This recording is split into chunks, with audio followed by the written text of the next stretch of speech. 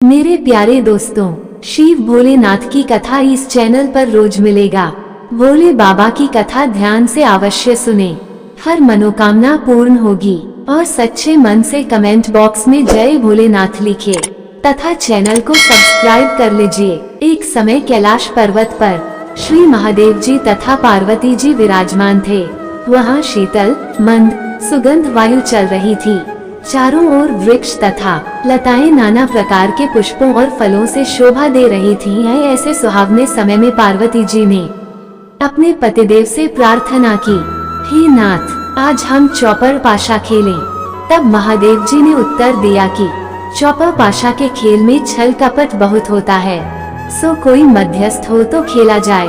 इतना वचन सुनते ही पार्वती जी ने अपनी माया से एक बालक बनाकर बिठा दिया और महादेव जी महाराज ने अपने मंत्र बल से उसे संजीवन कर दिया और आदेश दिया कि तुम हम दोनों की हार जीत को बताते रहना है। ऐसा कहकर श्री महादेव जी महाराज ने पाशा चलाया और पूछा कि बताओ कौन जीता और कौन हारा है।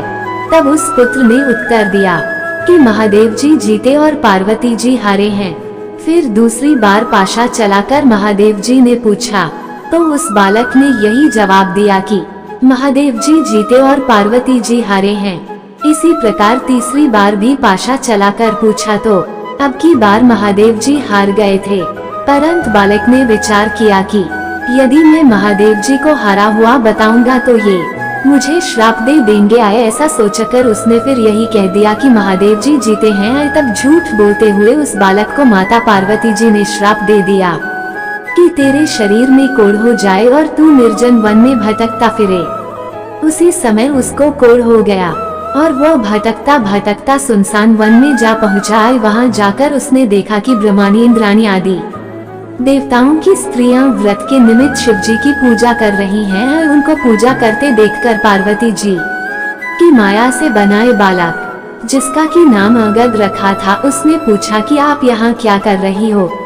तब उन देवांगनाओं ने जवाब दिया कि हम तो मनसा वाचा नाम से प्रसिद्ध महादेव जी की पूजा कर रहे हैं। यथा मन और वाणी को वश में करके, अर्थात सब जगह से मन हटाकर और शिव पार्वती में ही मन लगाकर पूजा कर रही हैं। इसलिए इस व्रत का नाम भी मनसा वाचा व्रत है। तब अंगद जी ने पूछा कि इस व्रत के करने से क्या फल मिलता है। तुरंत उन देवताओं की स्त्रियों ने कहा कि इससे सारी मनोकामना सिद्ध हो जाती है। अंगद जी ने कहा कि मैं भी इस व्रत को करना चाहता हूँ। तब उन देवांगनाओं ने चावल सुपारी देकर व्रत का विधान बताया कि इस व्रत को श्रावण सुदी में पहले सोमवार से करना चाहिए।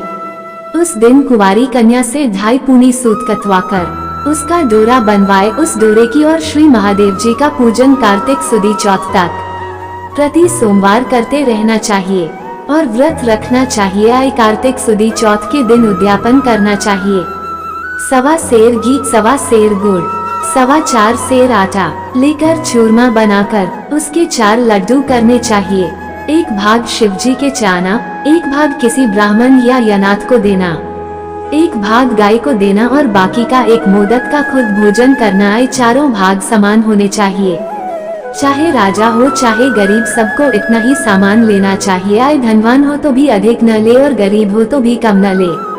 व्रती मनुष्य या स्त्री एक भाग मोदक को पूरा न खा सके तो पहले से ही उसमें से निकाल कर किसी को दे देना। वह जो डोरा बनाया था उसे स्वयं धारण कर लें। जिस प्रकार की अनंत भगवान का डोरा पहना जाता है और उद्यापन होने के बाद जलने पर वाह करते हैं, इस प्रकार उस अंगद को भी हर साल व्रत करते करते 4 वर्ष हो गए। तब व्रत के प्रभाव से पार्वती जी के हृदय में दया उत्पन्न हुई और महादेव जी से पूछा कि महाराज, जिसको मैंने श्राप दे दिया था उसका पता नहीं है, उसको किसी ने मार तो नहीं दिया है। तब तीनों लोगों की सब बातें प्रत्यक्षवत जानने वाले महादेव जी ने कहा कि वह तो जीवित है।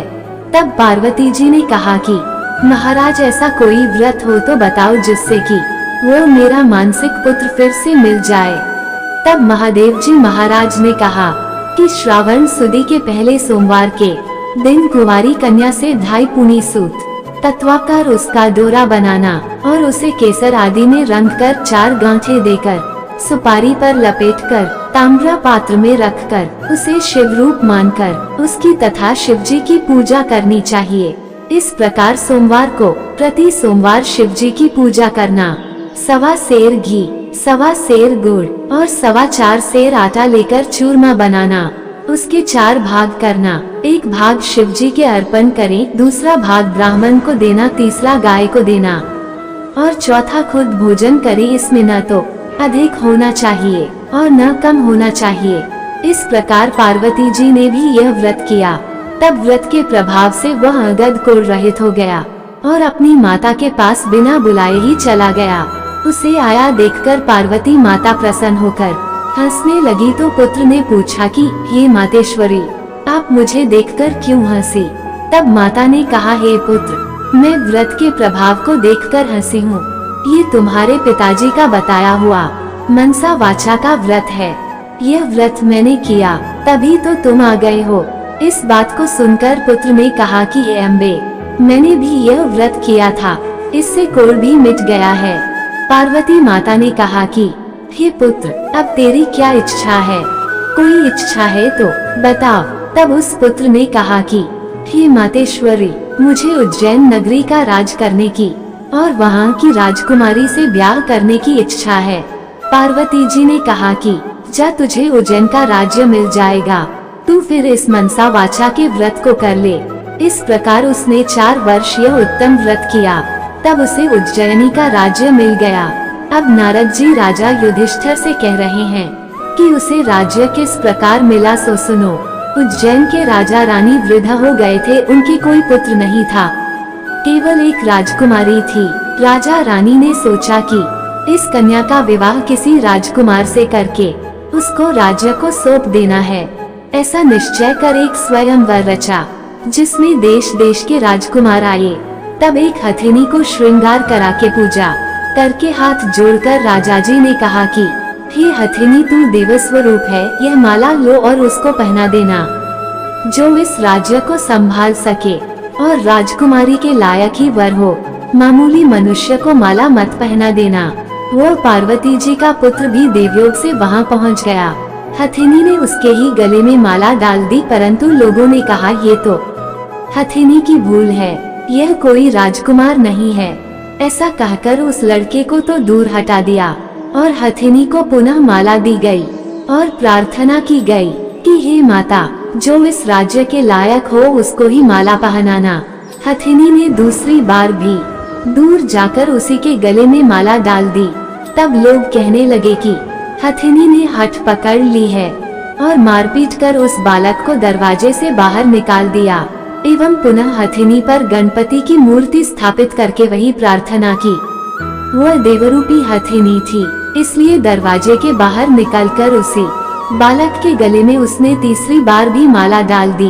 तब राजा ने नगर सेठ को बुलाकर कहा कि तुम इसको ले जाओ और बारात सजाकर हमारे यहाँ ले आना। राजा की आज्ञा मानकर सेठ उसको ले गया।